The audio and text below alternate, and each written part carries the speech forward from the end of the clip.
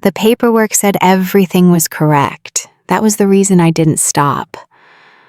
I was on night duty at Silver Willows Hospice Center, the kind of place that goes quiet after 10 but never really sleeps. Hospice isn't like a hospital ER. Nobody runs. Nobody yells. Things end here on schedule. That's the lie we tell ourselves so we can function. I've been a hospice doctor for almost 20 years, long enough to trust systems more than instincts. Instincts get you written up. Systems get you home on time. It was just after midnight when admissions called about 2 incoming transfers from Northridge Medical Pavilion. Same unit, same hour. That happens more than people think. Hospitals batch transfers at night because it's cheaper and quieter. I pulled up the intake screen and started doing what I always do.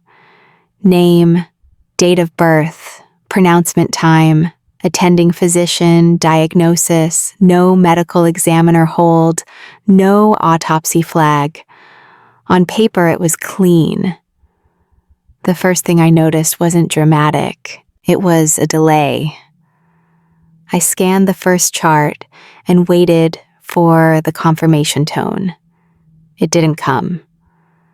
The screen refreshed and showed a yellow notice. Duplicate arrival window detected. That's not an error.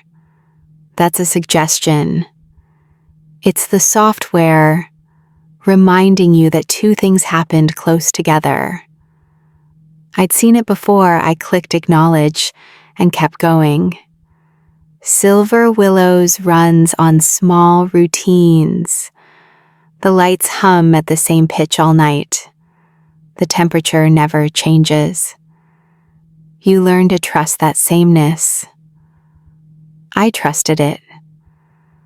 I trusted the system. I trusted the hospital that sent the patients. I trusted the paperwork because paperwork is what keeps doctors employed. I reviewed the transfer documents for the first patient and then the second. Different names, different ages, same wing, same hour. 2 different hospital physicians signed off. That matters. If 2 doctors sign something, it's supposed to mean someone checked. I've learned that "supposed to" is a dangerous phrase, but I still live by it. One of the patients arrived stable but declining. The other was already unconscious. We assigned rooms, logged times, and moved on. No alarms. No raised voices. Just routine. That's how real mistakes start. Not with chaos. With quiet compliance. While the nurses settled the patients, I stayed at the terminal and double-checked the electronic record. The duplicate warning was gone. Marked resolved. No note explaining how. That usually means the sending facility corrected something on their end. Hospitals do that all the time. They fix entries without calling because calling takes time and time costs money. I noticed the wristband on the unconscious patient wasn't a standard hospital band. It was one of ours. A temporary one. We use them when hospital bands tear or fall off during transport. It wasn't wrong. It just wasn't ideal. I made a note to replace it later and moved on. I've learned not to slow down unless the system forces me to. Years ago, I questioned a transfer that looked fine on paper and got pulled into a review meeting that lasted weeks. Nothing was wrong. The problem was that I'd created a problem by asking. That kind of lesson sticks. The night nurse, Paula Jensen, asked if there were any holds on either patient. I said no. She nodded and went back to her rounds. Paula has been doing this longer than I have. When she trusts a case, it means it passed the smell test. That mattered to me more than it should have. Around 1:30, the unconscious patient's vitals dropped fast. This wasn't a shock. Hospice patients don't stabilize. They slide. We adjusted comfort meds and called the family contact listed in the chart. Straight to voicemail. That happens too. People sleep through these calls and regret it later.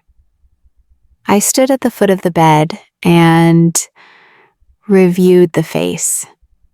No obvious trauma. Some bruising along the cheek and jaw, likely from a fall before admission.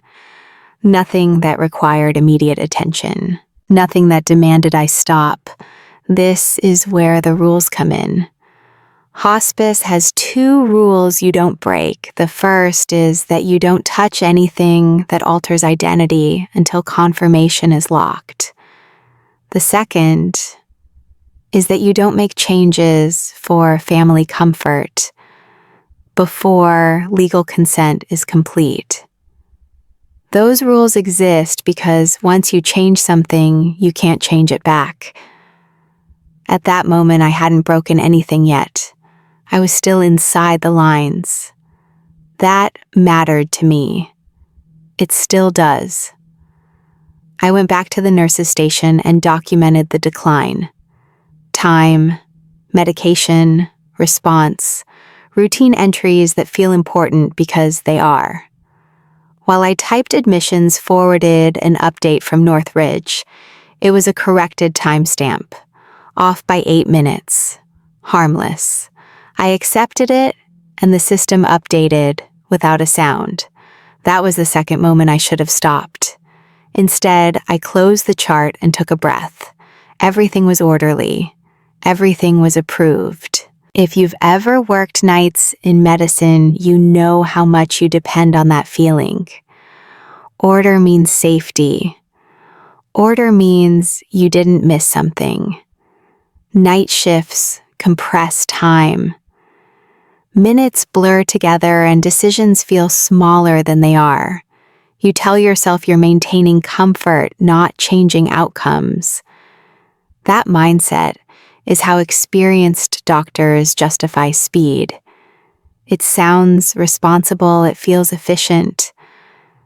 It's also how details slip past without resistance, especially when nothing on the screen flashes red or demands a signature. If you're watching this and you work in healthcare, you already know what comes next. If you don't, here's where I'll ask you something. If you think rules always protect people, leave a comment and tell me why. And if you've ever had to choose between policy and compassion, subscribe to the channel. These stories don't get told by accident. I checked the clock and headed back toward the room, still convinced the paperwork had done its job. I stopped outside the room longer than necessary, hands still on the chart, listening to the monitors settle back into their slow rhythm. Nothing in the numbers demanded urgency. Oxygen low but steady. Heart rate irregular but expected. This was hospice. Decline wasn't a surprise. What mattered was that everything matched what the system said it should be. I glanced at the wristband again. The temporary hospice band sat flat, clean, printed correctly. No tears, no smudges. I told myself I would swap it later after rounds, when things slowed down. That was a reasonable decision. Reasonable decisions add up. Back at the nurse's station, I pulled the chart up one more time. Not because I had to, but because something about the duplicate arrival notice stayed in my head. The system showed it as resolved, which meant someone upstream fixed it. Hospitals don't fix things unless they're sure. or unless they're in a hurry. I didn't know which applied, and I didn't ask. Paula passed behind me with the medication tray and asked if I wanted coffee. I said no. Caffeine at 2 a.m. just makes you anxious about things you can't change. She glanced at the screen and said, "Look straight forward." That was her way of saying the case didn't worry her. Coming from Paula, that meant a lot. I clicked through the audit trail. Transfer logged. Intake accepted. Timestamp correction noted. Everything in order. The kind of order that makes you feel foolish for double-checking. I'd learned the hard way that being thorough can look like doubt. And doubt slows things down. In medicine, slowing down without permission is its own risk. The unconscious patient's chart listed a minor accident before admission. Fall at home, facial bruising, no fractures, no imaging concerns. The notes were brief, which usually means nobody thought the details mattered. I read them twice anyway. Same conclusion both times. Nothing required intervention. Nothing required escalation. The second patient, the one in the other room, was stable enough to sleep through the night. I checked on them too. Normal hospice noises. Low voices, soft lights, no surprises. 2 patients, 2 trajectories, both predictable. That predictability was comforting. It let me relax just enough to stop questioning. I sat down to document again. Documentation is where doctors hide when they don't want to think. It's safe. It's structured. It doesn't ask moral questions. I typed updates that would look boring to anyone else. Decline noted. Comfort measures continued. Family notified. Voicemail left. Each line closed a loop in my head. The system pinged once while I was typing. Not an alert. Just a refresh. The patient list reordered itself, placing the unconscious patient above the other. That happens when acuity changes. It didn't mean anything. Still, I felt a small tightening in my jaw that I ignored. Physical reactions are easy to dismiss when you've learned not to trust them. I've worked long enough to know that real errors don't announce themselves. They don't come with alarms or red screens. They slip through because every individual step makes sense on its own. You only see the pattern later when it's too late to interrupt it. I remembered the meeting years ago, the one that taught me to keep my instincts quiet. A transfer I questioned. A delay I caused.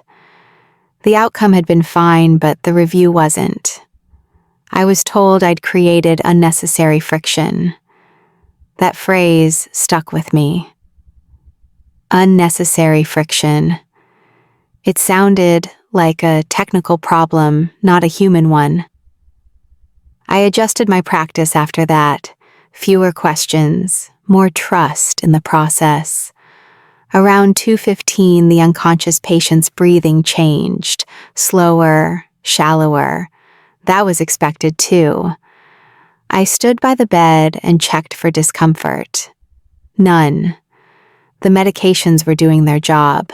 This was what hospice was supposed to look like when it worked. I checked the chart for the emergency contact again. Same number, same voicemail, no return call. Families miss these moments more often than they admit. It's not because they don't care, it's because they're human. I left another message calm and neutral and documented that too. When I stepped back into the hall, I noticed the intake board had updated. Both patients now showed as active hospice. No flags, No notes. Clean. The board doesn't show uncertainty, it only shows status.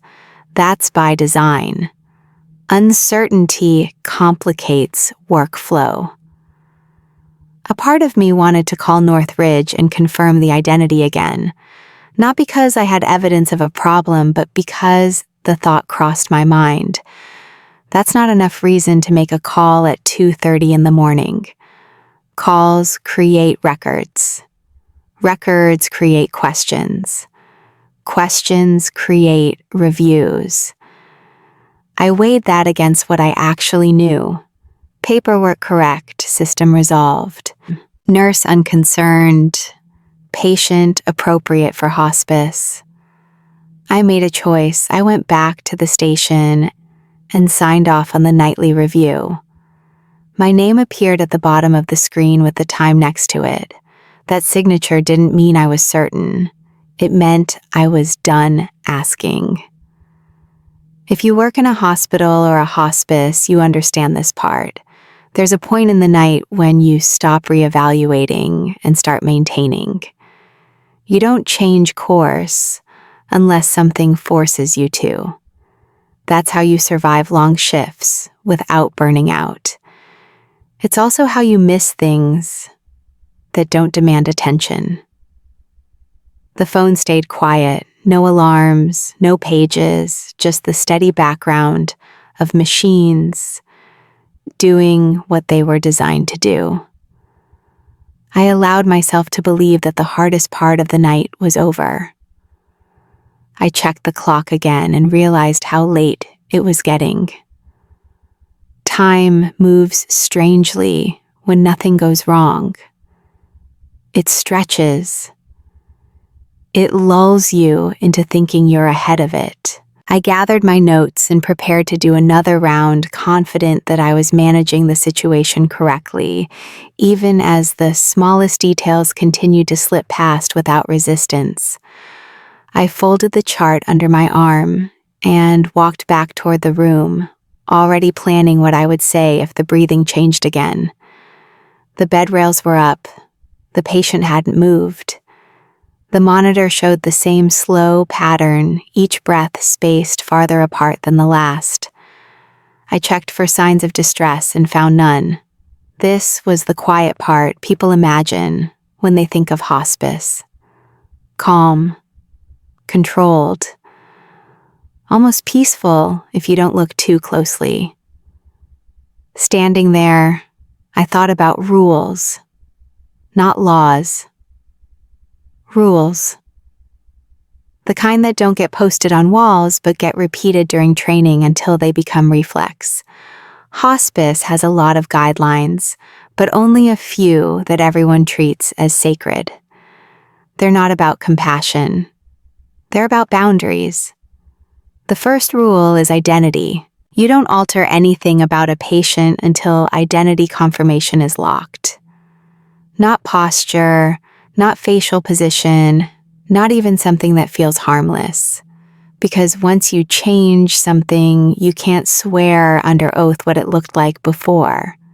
Identity isn't just a name.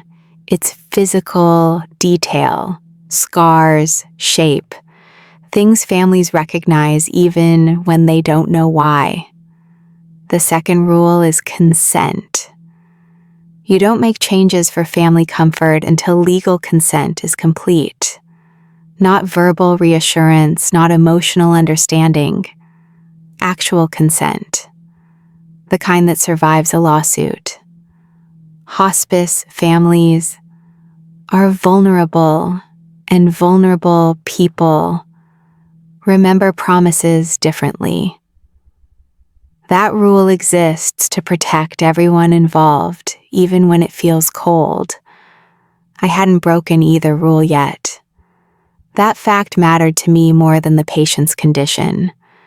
As long as I stayed inside those lines, nothing could spiral. That's how I'd learned to measure safety over the years. I stepped out and checked the time again. Nearly 3. Night always feels longest right before morning. That's when you start thinking about handoff and how much you want things to stay stable until then. At the nurse's station, Dana Morales, our social worker, was reviewing family notes. She looked up and asked if the unconscious patient's family had returned the call. I shook my head. She frowned slightly, not in concern but in calculation. Social workers think in timelines. She said if there's a child involved, they usually want to see them before morning. I asked how she knew. She said she always knows. That comment stuck with me more than it should have. Children change the tone of everything. They make situations feel urgent even when medically they aren't. I glanced back at the room, then at the chart again. Still no consent signed. Still no identity confirmation beyond what the system showed. Still within the rules. Dana said she'd try calling the family again. I nodded and told her to document it. Documentation matters. It's the paper trail that proves you tried. That proof is sometimes all you have. I returned to the room just as the patient's breathing shifted again. Slower now, longer pauses. I checked the medication pump and adjusted the dose slightly. Staying well within protocol. Comfort first.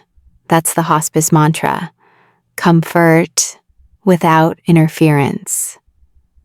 Comfort without alteration. Comfort without crossing lines. As I adjusted the pillow under the patient's head, I caught myself pausing. The angle of the jaw wasn't wrong, but it wasn't ideal either. The mouth had fallen slightly open, creating a look families often struggle with. I removed my hand immediately. That was instinct. That was training. That was the rule speaking louder than impulse. I stepped back and let my hands fall to my sides. No changes, no exceptions. I reminded myself that families don't need perfection. They need honesty. Or at least that's what the policy says.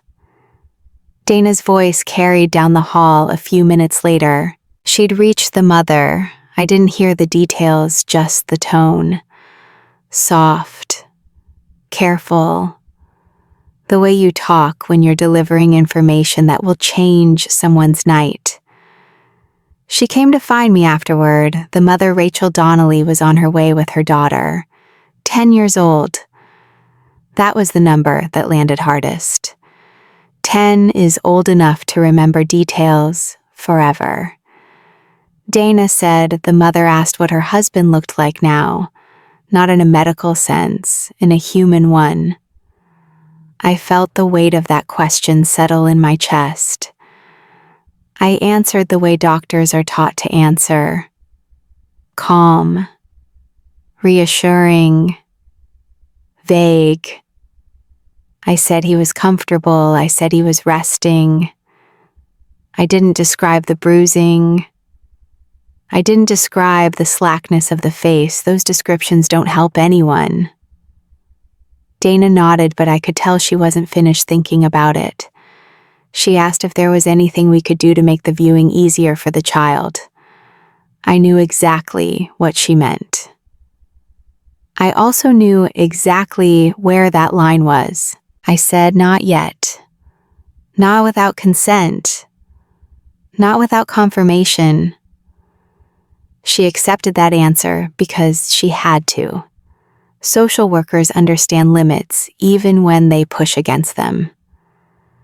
After she left, I stood alone in the hall longer than necessary, staring at the closed door.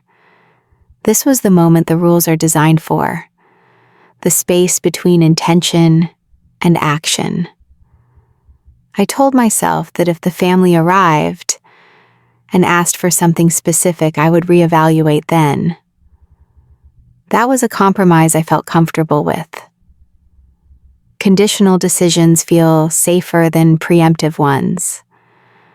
I checked the chart again, still no signed consent, still no update from Northridge. The system remained silent. Silence can feel like permission if you let it. I went back to the station and updated my notes. Family en route, child present, support offered. No changes to plan. Each sentence reinforced the boundary I was trying to maintain. The clock ticked forward. The monitors stayed steady. Nothing forced my hand, and because nothing forced it, I believed I was still in control of the situation. Even as the space between what I knew I shouldn't do and what I might be asked to do grew smaller without making a sound. Dana handed me the phone without saying my name, which told me the conversation had already crossed into something personal. I took the call in the small consult room near the nurse's station door, half-closed, chart still tucked under my arm. Rachel Donnelly's voice was steady in a way that didn't match the situation. That's usually how you know someone has been holding themselves together for too long. She didn't ask if her husband was alive. She knew the answer already. What she asked was whether her daughter could see him before morning. I said yes. That part was easy. Hospice doesn't limit goodbyes. She thanked me, and then hesitated like she was deciding whether to say the next part out loud. When she did, it wasn't dramatic. She said her daughter scares easily. She said hospitals had always made her nervous. She said she didn't want the last image in her child's mind to be something she couldn't forget. I listened without interrupting, which is something doctors learn to do selectively. Silence encourages people to keep talking. Rachel told me her husband had hated pictures, hated mirrors, hated seeing himself sick. She said the bruising on his face from the fall had upset her when she saw him earlier in the hospital. She didn't say what she wanted done. She didn't have to. I gave the answer I was supposed to give. I said there were limits to what we could do without formal consent. I said we would make sure he was comfortable and presentable. That word does a lot of work in medicine. Presentable sounds humane without committing to anything specific. She accepted it, but I could hear the disappointment settle in behind her breathing. When I hung up, Dana was waiting. She didn't ask what was said. She just asked if the daughter was coming. I nodded. She sighed and rubbed her temples, then reminded me gently that children process these moments differently. I knew that. I'd been telling residents the same thing for years. I went back to the room and looked at the patient again this time, through the lens of someone else's eyes. Not mine, not a clinician's, a 10-year-old's. The bruising wasn't severe, but it was noticeable. The mouth sat slightly open despite the support. The overall effect wasn't disturbing, but it wasn't gentle either. I felt the familiar internal argument start up, the one that pretends to be practical while quietly pushing at boundaries. This wouldn't be about altering identity. This would be about easing distress. That distinction matters to people like me. It lets you reframe actions as care instead of change. I checked the chart again. Identity confirmed electronically. Legal consent still pending. The rules were clear on paper. They're always clear on paper. Real life is where they get fuzzy. Paula passed by and glanced into the room. She asked if the family was close. I said yes. She nodded and said she'd dim the lights a little before they arrived. That was allowed. Lighting adjustments don't alter anything. They just change perception. Perception matters. I stood at the sink and washed my hands longer than necessary. That's a stall tactic doctors don't like to admit to. When your hands are busy, your mind gets quieter. I dried them and stared at my reflection in the stainless steel cabinet. I looked tired. I looked like someone who wanted the night to stay manageable. Dana returned and said the family would be there in 20 minutes. She asked again gently if there was anything we could do to help the daughter.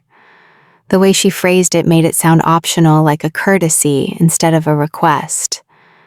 I didn't answer right away. I walked back into the room and stood at the bedside. The patient's breathing was shallow now, but still regular.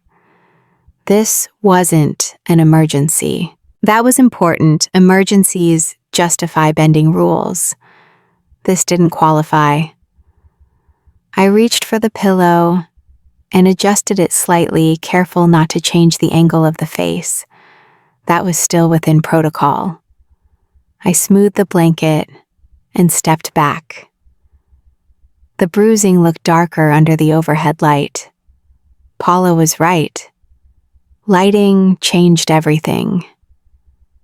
I lowered the light level by a small increment. The shadows softened. The contours of the face looked less sharp. That helped. It didn't fix everything, but it helped. I told myself that was enough. I told myself I'd done what I could without crossing a line. The problem with that thought was how unsatisfying it felt. I knew what the mother was hoping for even if she hadn't said it. I knew what the daughter would see. The chart on the counter felt heavier than it should have. I flipped it open again, scanning for any update. Still nothing from Northridge. No new notes, no clarifications. The system remained calm. Calm systems create bold decisions. I thought about the rules again this time, not as absolutes, but as obstacles. That shift happens quietly. You don't announce it to yourself. You just notice that the rule feels inconvenient instead of necessary. Dana came back one last time to say the family had arrived in the parking lot. I thanked her and told her I'd meet them in a moment. She looked at me carefully, like she was checking whether I was about to do something she didn't want to know about. She didn't ask. I stood alone with the patient and made a decision that didn't feel dramatic enough to stop. I told myself I wasn't changing who he was. I told myself I was just softening the edges of how he looked. I told myself that compassion sometimes requires flexibility. Those thoughts came easily, which should have worried me. I reached for a clean cloth and lightly dabbed at the bruising, not to remove it, just to make sure there was no residue from earlier care. That was allowed. Cleaning isn't alteration. I adjusted the sheet again, careful with my hands, aware of every movement. The door remained closed. The hallway was quiet. The system didn't object. And because nothing objected, I stood there convinced that I was still operating within reason, even as the distance between what I was permitted to do and what I was willing to do narrowed without resistance. I kept my hands still for a moment, standing at the bedside, feeling the weight of the decision settle before it fully formed. The room was quiet enough that I could hear the faint click of the medication pump as it cycled. The patient's breathing hadn't changed. That made it easier to justify staying where I was. I wasn't interrupting anything. I wasn't rushing. I was simply present, which is how most boundary crossings begin in medicine. No urgency, no chaos, just time. I looked again at the face this time, not as a clinician, but as someone anticipating another person's reaction. The bruising wasn't severe, but it framed the cheek in a way that pulled attention toward it. The mouth still rested open despite the support. I told myself that posture adjustments were reversible. That idea was comforting, even though I knew better. I reached for the disposable positioning pad from the supply drawer. We use them all the time for comfort. Under shoulders, under hips, under knees. Using one under the jaw felt like a small extension of that logic. Comfort positioning. That phrase existed for a reason.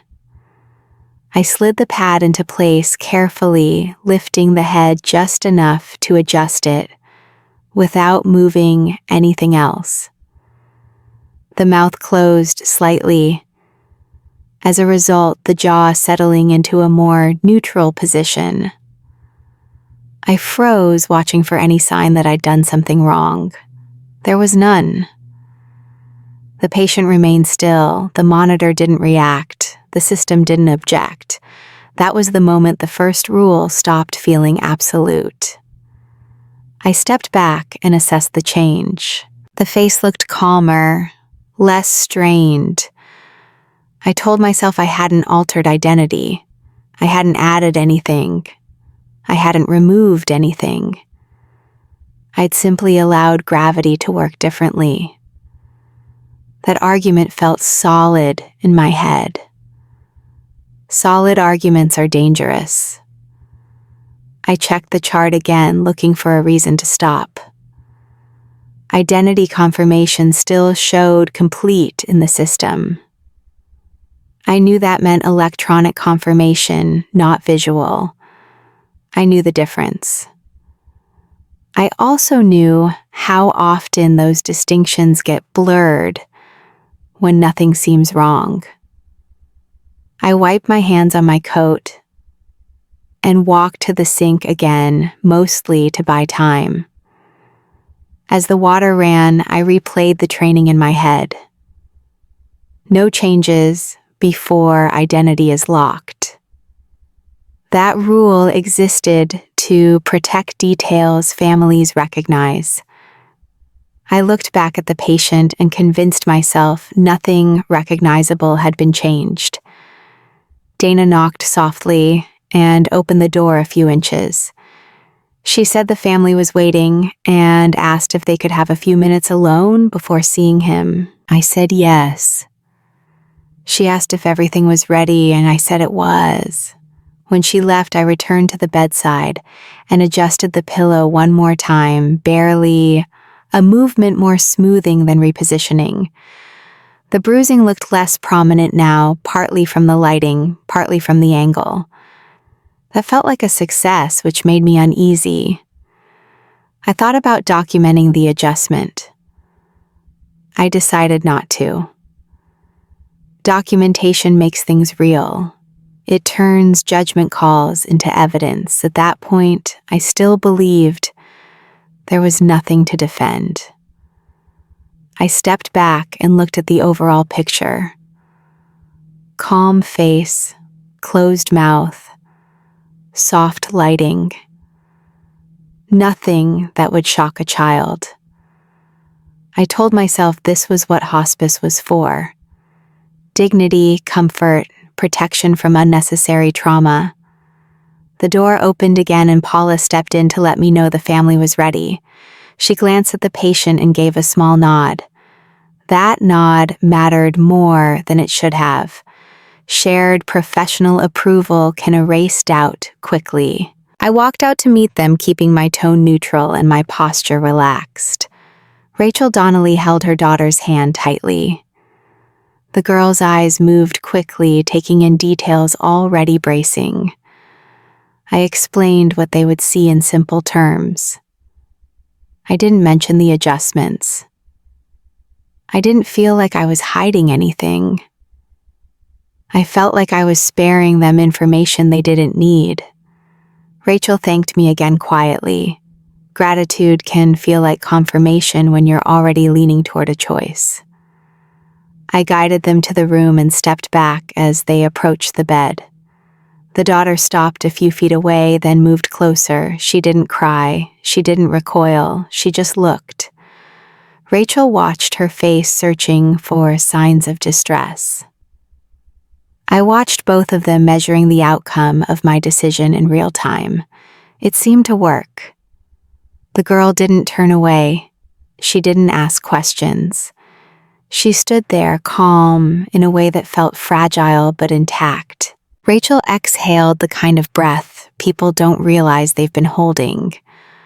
I told myself that this was proof I'd done the right thing. That thought settled quickly, smoothing over the discomfort that had lingered earlier. Positive outcomes are powerful. They make you forget process. After a few minutes, I excused myself to give them privacy. And in the hallway, Dana met my eyes and gave a subtle nod. She didn't ask what I'd done. She didn't need to. The absence of distress spoke for itself. Back at the station, I opened the chart and added a neutral note. Family present. Patient, resting comfortably. No issues observed. Each word stayed safely inside protocol language. No one reading it later would know what decisions had led there.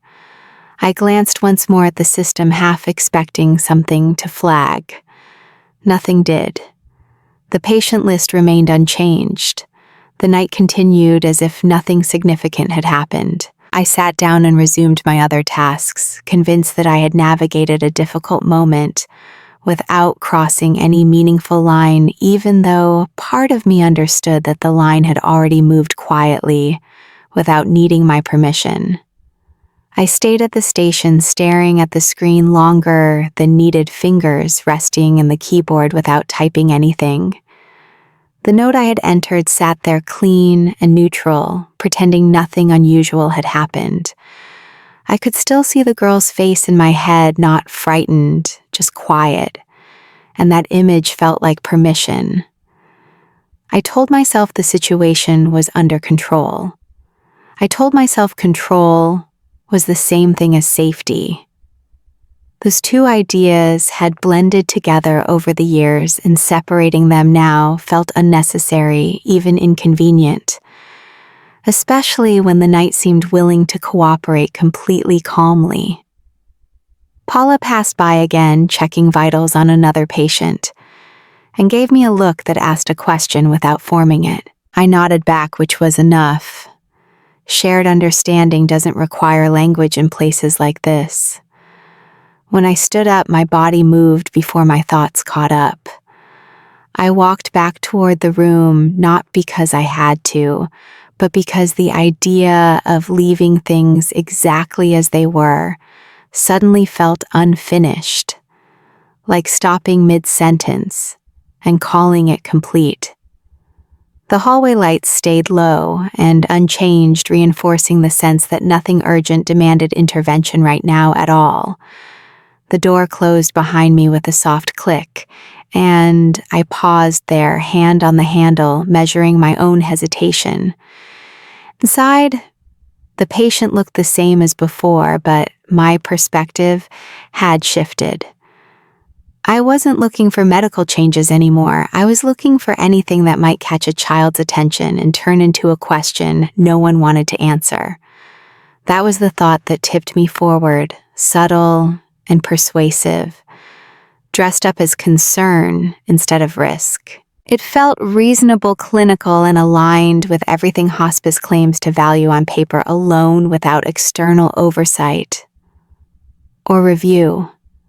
I checked the chart once more, focusing on the consent section, like it might change if I stared long enough. Still pending. The mother hadn't signed yet because grief slows paperwork. That reality doesn't pause policy, but it often pressures it. I told myself I wasn't acting on her request, only anticipating it. Anticipation felt safer than reaction.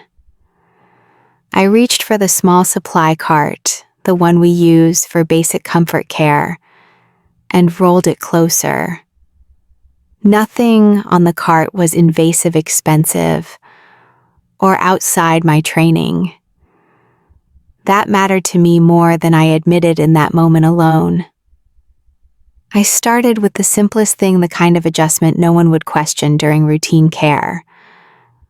I smoothed the hair away from the temple and behind the ear, noticing for the first time a slight indentation in the skin. It wasn't dramatic, just a shallow dip easy to miss unless you were looking.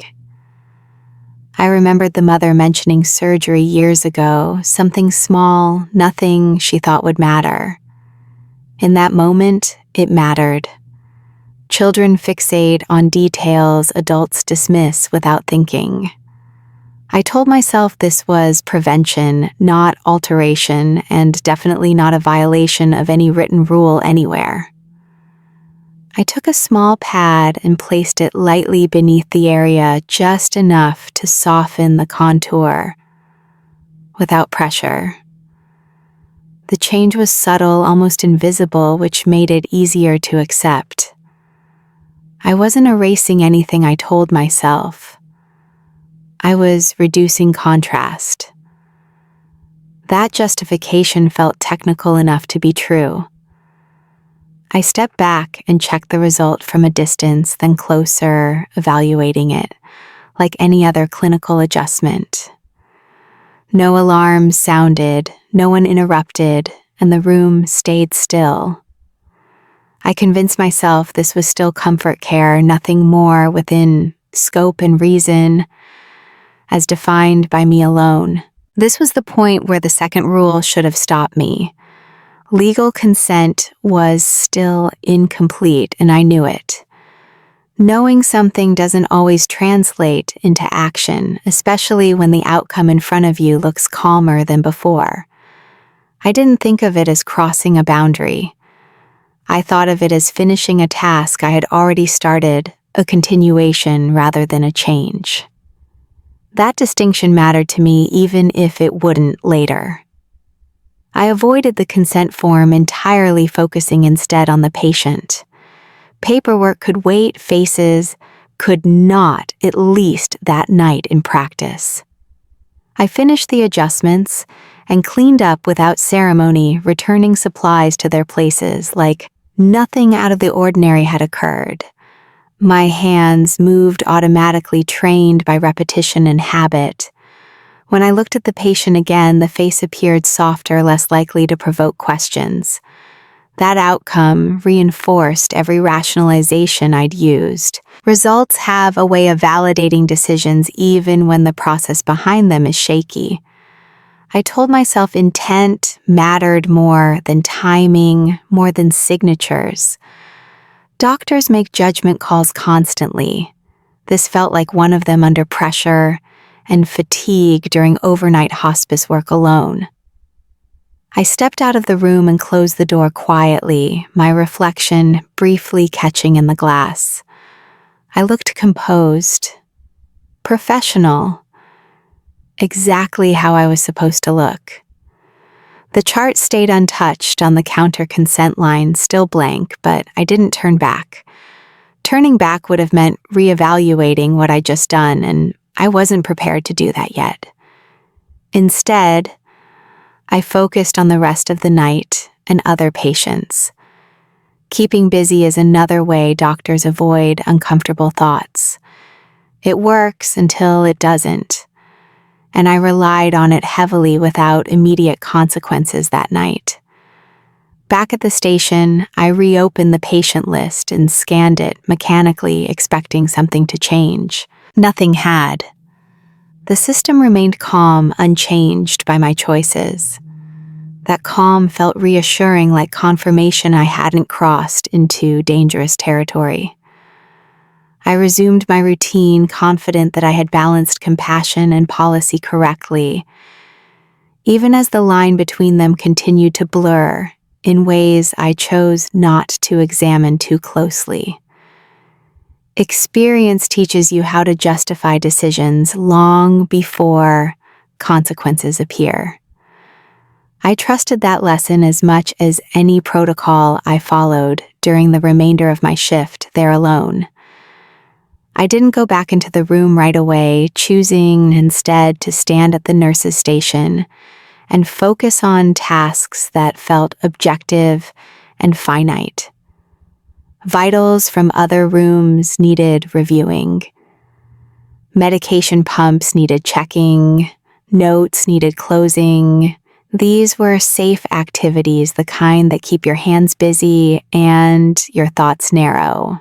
The night had settled into a predictable rhythm again, and predictability is seductive when you've just made a decision you don't want to examine too closely. Paula asked if the family was still with the patient. I told her they were spending some quiet time. She nodded and lowered her voice automatically, as if volume alone could disturb what was happening behind the door. That small gesture reinforced the idea that things were under control. If something had gone wrong, the tone would have shifted. It hadn't. Dana passed by a few minutes later and said the mother wanted to thank me before they left. Gratitude is an odd thing in medicine. It feels good, but it also feels like a transaction you never agreed to. I told Dana I'd stop by when they were done. When I finally returned to the room, the family was standing quietly near the bed. Rachel looked tired but composed. Her daughter stood close to her side, eyes steady, not darting around the way they had earlier. That detail mattered more than anything else. Children don't fake calm well. If something was wrong, it would have shown. Rachel thanked me in a low voice. She didn't say why. She didn't need to. I nodded and said she was welcome, then reminded them to take their time. I stepped back again, giving them space, letting the moment belong to them instead of me. As I walked away, I felt a release I hadn't realized I was waiting for. The tension in my shoulders eased. My breathing slowed. The physical response told me something important about myself. I wanted the night to validate my choices, and for the moment it did. Back at the station, I checked the chart one more time, half expecting something to flag now that the family had seen the patient. Nothing changed. No alerts, no notes, no questions. The system stayed quiet, which felt like agreement. I sat down and allowed myself to think that the difficult part was over. The patient was comfortable, the family wasn't distressed. No complaints had been raised. No protocols had been challenged. In a profession built on outcomes, this looked like a success. I reviewed the rest of my list and handled routine issues as they came up. A medication adjustment here. A call to a night pharmacist there. Normal work. Necessary work. Work that reinforced the idea that this shift was proceeding like any other. At one point, I caught myself replaying the moment I adjusted the positioning pad and softened the contour behind the ear. The image surfaced briefly, then faded. It didn't trigger alarm.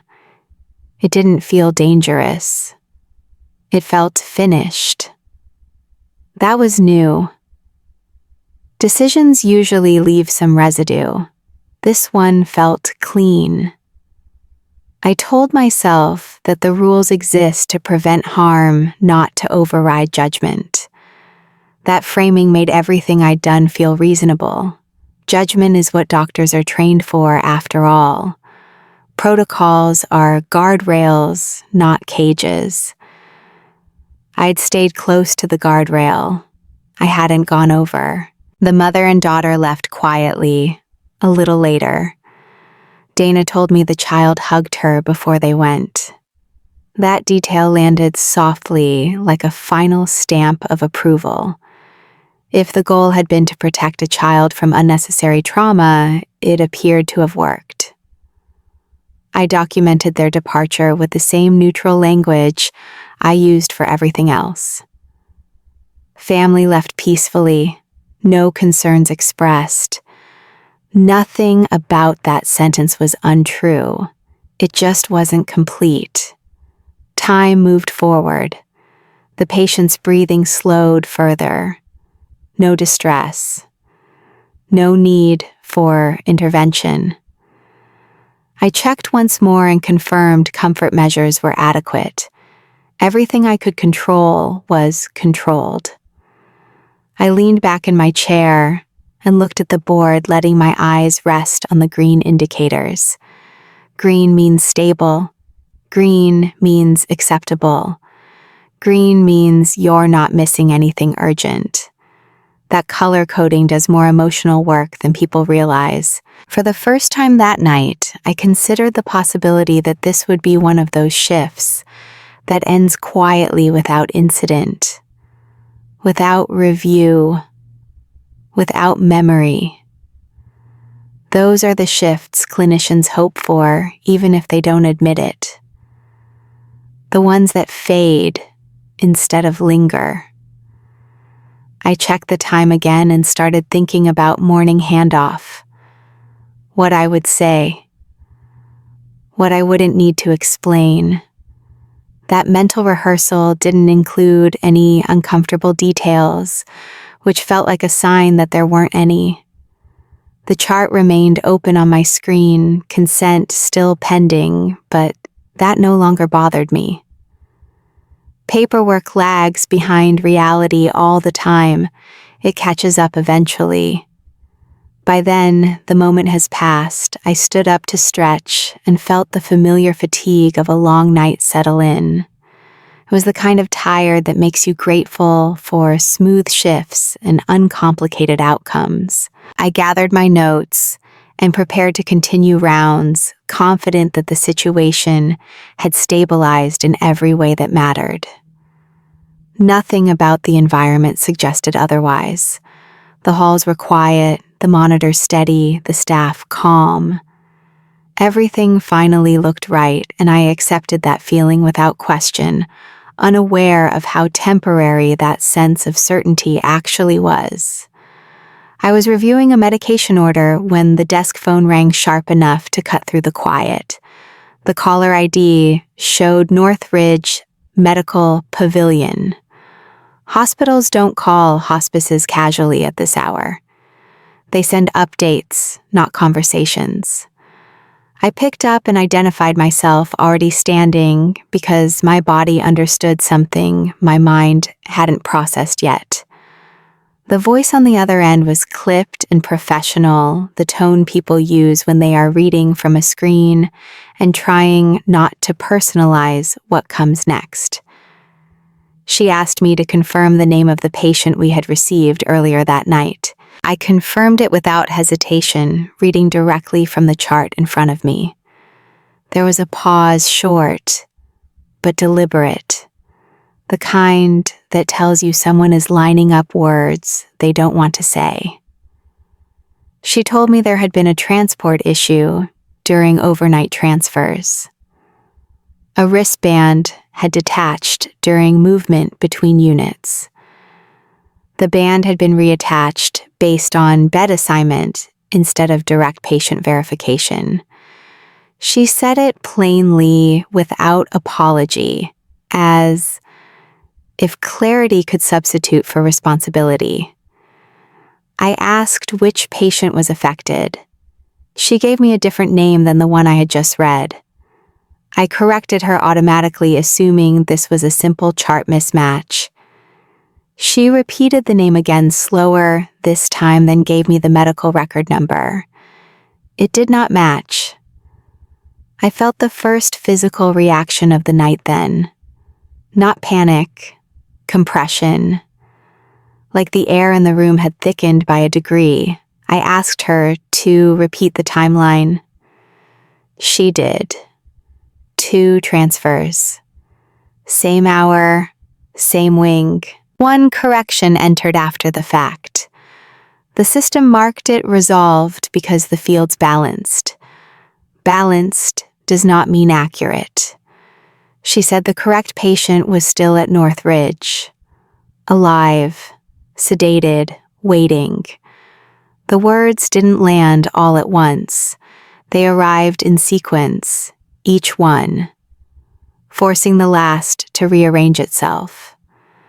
I asked what that meant for the patient in our care. There was another pause. She said carefully that the patient we had was not the one listed in our system. She avoided the word wrong. People in risk management avoid absolute language. I asked her to send the intake photo immediately. She said she would. While we waited, I stared at the chart at my signature, at the timestamps that now felt like accusations instead of confirmations. Everything had been clean. That was the problem. The image arrived a moment later. Hospital lighting. Date and timestamp in the corner. The face on the screen looked familiar and unfamiliar at the same time. I recognized the bruising pattern. I recognized the nose. What I didn't see was the softened contour behind the ear. That detail didn't exist in the photo. I didn't say anything right away. Silence buys time, and I needed it. I asked her what steps they were taking. She said they were initiating internal review and contacting their legal team. She asked me to secure the body and pause any further interaction with the family. I told her the family had already viewed the patient. Another pause, longer this time. She asked if any alterations had been made prior to viewing. The question was neutral, but the implications were not. I answered honestly. I said comfort positioning and minor cosmetic adjustments had been performed. I did not list details. She asked if consent had been signed. I said it had not been finalized at the time. That was enough information to change the tone of the call. She said she would need documentation, full notes, materials used, times, names. She asked for my license number next. That request removed any remaining doubt about the seriousness of the situation. When the call ended, the room felt different, even though nothing physical had changed. The monitors continued their steady pattern. The lights stayed dim. The staff moved quietly. The difference was in how every previous decision now lined up in a new order. Paula noticed my expression before I spoke. She asked if everything was okay. I told her to hold off on any further family interaction for the patient. She didn't ask why.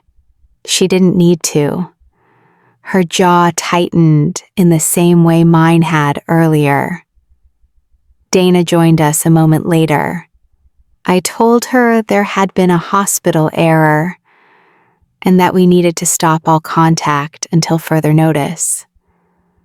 She asked if the family knew. I said not yet. The weight of that answer settled heavily between us. I walked back to the room alone and looked at the patient again, this time, with information instead of assumptions. The face I had softened now felt unfamiliar in a way it hadn't before, not because it had changed, but because its context had. I checked behind the ear without touching, letting my eyes do what my hands should not. The indentation was gone, blended away by my earlier adjustment. I remembered the moment I decided that detail didn't matter. The memory was precise and unkind. Back at the station, I began pulling every relevant document: transfer sheets, intake logs, audit trails. Each page told the same story from a different angle. Nothing was technically incorrect. Everything was functionally wrong.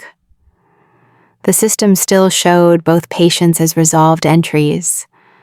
No alarms, no flags.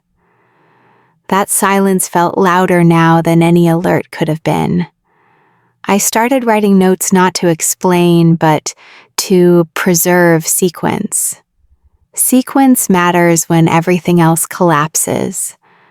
I focused on time's actions, decisions, keeping emotion out of it, because emotion distorts timelines. When I finished, I looked up and realized how many people were waiting for direction. Staff administrators, a family in the building who believed they had already said goodbye. I stood there aware that the choices I made next would not erase what had happened, only define how it unfolded from here.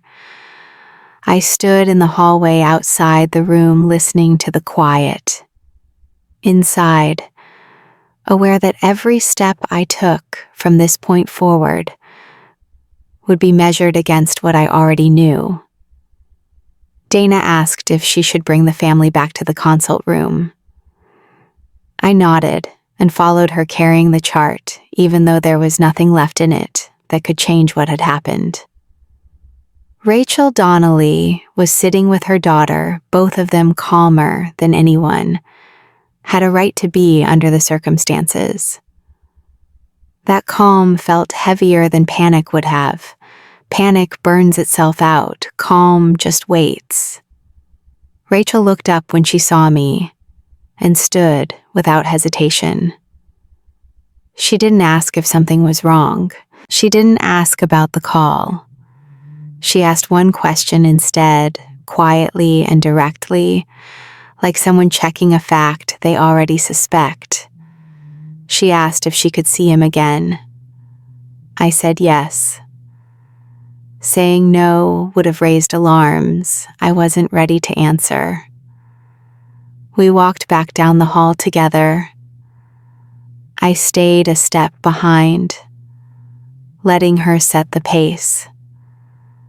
The door opened, and the room looked exactly as it had before. Same lighting, same positioning, same face I had convinced myself was acceptable. Rachel stepped closer to the bed and stood still. She didn't touch him. She didn't cry. She looked at his face the way people look when they're not searching for comfort, but confirmation. Her eyes moved slowly, deliberately, mapping details most people would miss. Her daughter stayed near the doorway, watching her mother instead of the body. That detail mattered. Children mirror adults more than we like to admit. Rachel leaned slightly to one side and focused on the area behind his ear. She didn't rush. She didn't blink. She straightened and looked at me.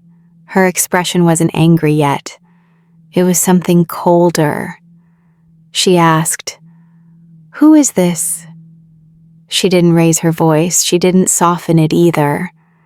It was a factual question asked by someone who already knew the answer wasn't the one she'd been given. I said the name from the chart. Saying it felt automatic, like reciting something I'd memorized. Rachel shook her head once, small and precise. She said her son had a dent behind his ear from surgery when he was little. She said she'd checked for it every time he was in a hospital because it reassured her she was looking at the right person. I looked where she was pointing, even though I already knew what I wouldn't find. The skin was smooth, unbroken, exactly as I had left it. That absence carried more weight than any mark ever could. It wasn't ambiguous, it wasn't subjective, and it was proof. I felt my throat tighten, not from fear, but from the sudden understanding that there was nothing left to interpret. This wasn't a misunderstanding. It wasn't grief distorting perception. It was a missing fact I had erased. Rachel didn't wait for me to explain. She didn't need an explanation. She turned to her daughter and told her to wait outside with Dana. The girl hesitated, then did as she was told, glancing back once with a confused expression she didn't yet have language for. That look stayed with me. When the door closed again, Rachel looked back at the face and then at my hands. Her eyes lingered there longer than anywhere else. She asked what I had done. The question wasn't accusatory, it was investigative. I told her I had made minor adjustments for comfort and appearance. The words sounded thin as soon as they left my mouth. She asked why. I said I thought it would help. That answer didn't satisfy either of us. She said I had changed him. She didn't say it like an insult. She said it like a conclusion. I didn't argue.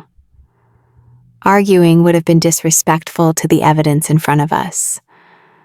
I told her the hospital had made an error during transfer. That part was true. It just wasn't complete. She didn't react to the hospital explanation. She reacted to me. She asked if I knew before she came in. I said no. She asked if I was sure. I said yes, because in that moment I was.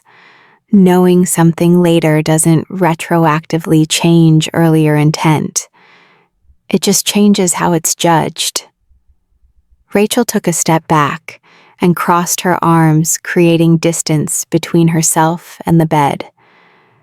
She said her daughter was 10. She said this was the face her child would remember. That statement wasn't emotional. It was final. I apologized. It was the first time that night I used the word. It didn't fix anything. Apologies rarely do. They just mark a point where someone acknowledges damage. We left the room together. Dana was waiting with the child, who looked up immediately, searching for cues. Rachel told her they were going home. She didn't explain. She didn't have to. Dana offered support and resources in the careful tone she uses when nothing she says will land properly. After they left, the room felt different. Not emptier. Exposed.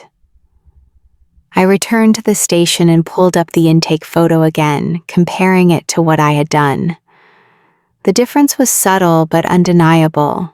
The proof wasn't in what I changed, it was in what was no longer there. I documented the interaction in neutral language, knowing neutrality would be questioned later.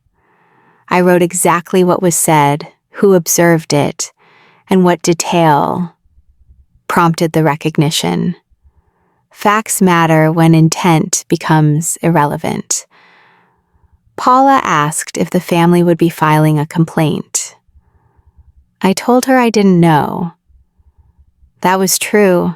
Complaints are formal, damage isn't. I secured the room and restricted access per protocol, performing each step with care that arrived too late to matter. As I finished the notes, I understood that the mistake hadn't been identifying the wrong patient. It had been believing I had the right to decide which details were important. That realization didn't come with drama. It arrived quietly, and it stayed. I sat at the desk and opened the incident report template, the cursor blinking like it expected confidence instead of hesitation. The form wasn't dramatic.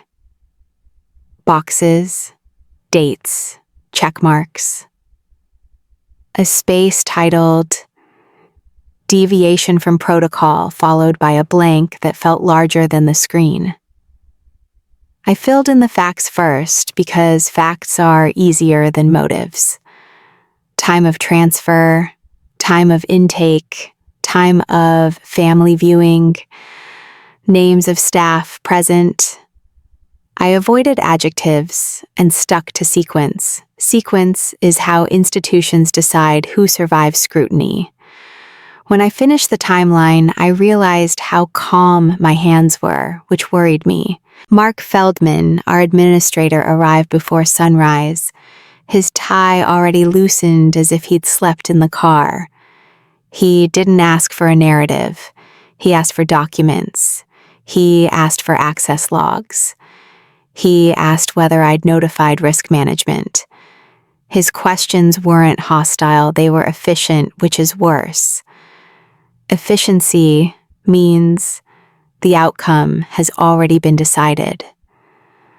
I handed over copies and answered directly, resisting the urge to explain intent. Intent complicates liability. He told me to stop all direct patient care for the remainder of the shift and wait in the conference room without discussion or appeal available. The call from the state medical board came later that morning, formal, and measured, requesting an initial statement. They didn't accuse, they requested clarity. That distinction matters. Accusations trigger defense, requests trigger records. I provided my license number, my contact information, and acknowledged receipt. They explained the process in neutral language that implied duration without promising resolution. In parallel, the hospital's legal team sent a preservation notice. Do not alter records. Do not discuss externally. These instructions don't feel punitive. They feel procedural, which is how consequences begin to take shape without raising their voices in institutional settings like ours. I was reassigned immediately to non-clinical duties. Chart review, policy updates, education modules no one reads unless they have time to kill. The decision was framed as temporary and protective, which is administrative language for removal without admission. I complied. Compliance is reflex when you've trained inside systems long enough. I spent hours rereading my own notes, seeing where precision hid omission. Nothing I wrote was false. Several things were incomplete. The difference matters later. Colleagues checked on me in careful ways, offering coffee instead of questions during long mornings and quieter afternoons that followed the incident review process unfolding. Rachel never filed a lawsuit. That surprised everyone who expected escalation to look like television. Instead, she requested a written apology and copies of the reports. She wanted a record, not revenge. That choice altered the tone of everything. Without a courtroom clock, institutions slow down and reorganize their priorities. The hospital corrected procedures and sent a memo. The hospice updated training. These changes look meaningful on paper. They don't restore what was lost. I wrote the apology carefully, avoiding justifications, stating responsibility plainly with attention to timing, wording, and permanence that could not be revised once sent and archived. I returned to patient care weeks later under supervision, a detail that felt heavier than suspension. Being watched changes how you touch charts. Beds people. I followed rules more closely than before, not out of fear, but clarity. The case had stripped away my shortcuts. Compassion didn't disappear, it became slower and more explicit. I asked for consent earlier. I verified identity twice. I resisted the urge to fix appearances and focused on explanations. Families noticed the difference, some appreciated it, others didn't.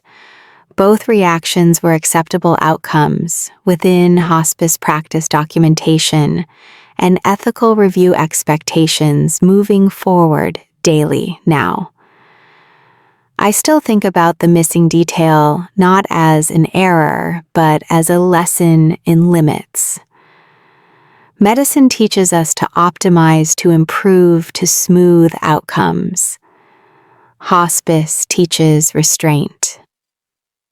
The difference is subtle until it isn't. Identity lives in specifics we don't get to curate. When we do, even kindly, we take ownership of a story that isn't ours. That realization changed how I teach residents now. I emphasize sequence over speed, consent over comfort, and listening over fixing. These priorities feel boring until they matter during quiet nights, when no alarms sound and choices accumulate unseen within systems. People ask whether I regret trying to help. Regret isn't the right word. I regret assuming permission where none existed. I regret trusting calm screens more than human variance. I regret believing outcomes justify process. Those are professional regrets, not personal ones, and they follow you into every shift. The incident didn't make me less compassionate. It made me precise. Precision is a form of respect. It protects families from surprises and clinicians from rationalizations that feel good in the moment and costly later when memory replaces documentation and assumptions. Substitute for verification in institutional care environments like hospice units. I keep the incident report printed in my office drawer, not as punishment, but reference. When new staff ask why certain rules exist, I show them the form without names. I point to the blank labeled deviation from protocol and explain how quickly it fills itself. Systems don't fail loudly. They fail politely. They fail by agreeing with you. Remembering that helps me pause before small choices become irreversible facts. It's not fear that slows me now.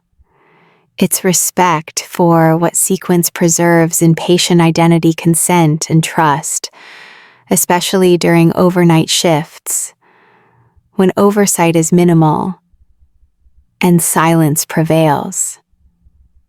I answer the final question the form asks the same way every time it comes up in my mind. Why did you deviate? I answer that I believed I was helping. Then I add what I know now.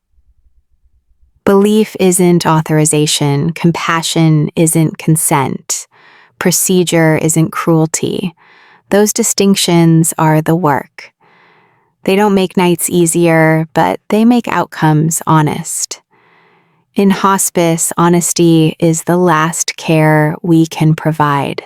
I do that work quietly now, one sequence at a time, while remembering the limits that protect patients, families, and clinicians from certainty, silence, and good intentions misapplied. I still think about that night more than I'd like to admit. Not because of the paperwork or the reviews, but because it forced me to see how easily good intentions can drift when you work inside systems that reward efficiency and quiet compliance. Hospitals teach doctors and nurses to solve problems. Hospice teaches us when not to. I had spent years believing those two ideas were the same thing, and I was wrong.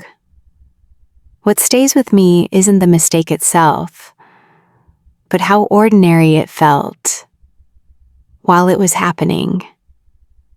No alarms, no raised voices, just a series of small choices that all made sense on their own. That's the part people outside healthcare don't always understand. The most unsettling hospital stories aren't dramatic. They're subtle. They live in routine and trust in moments when doctors and nurses think they're helping and don't realize they've crossed a line until there's no way to step back. If you work in healthcare, you already know this tension. If you don't, I hope this story gives you a clearer picture of what really happens behind closed doors. These aren't ghost stories, they're real doctors and nurses' stories, shaped by policy pressure and human judgment. And they matter because they happen more often than anyone likes to admit. If you want more real hospital stories like this told honestly and without exaggeration, subscribe to the channel. These are the stories that don't make the news, but they're the ones that stay with the people who live them.